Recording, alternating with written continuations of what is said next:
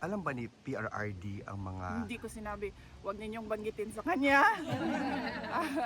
Hindi ko binanggit sa kanya ang impeachment at hindi ko binanggit sa kanya ang mga nangyari sa House of Representatives.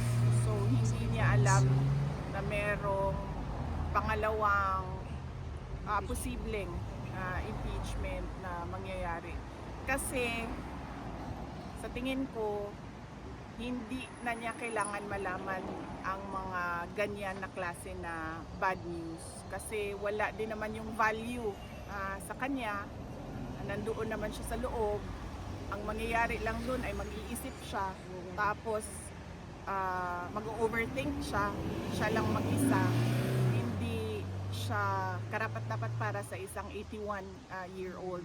Dapat ang alam lang niya ay yung mga happy na mga bagay. Lalo pati nag-iisip tayo na baka nga dyan siya bawian ng buhay sa loob, no? Dyan siya mamamatay sa loob ng detention. So dapat yung maaalala niya at naiisip niya ay yung mga masasayang bagay, hindi yung mga kalokohan, korupsyon at abuso ng mga congressman at iba pang politiko kasama na ang administrasyon.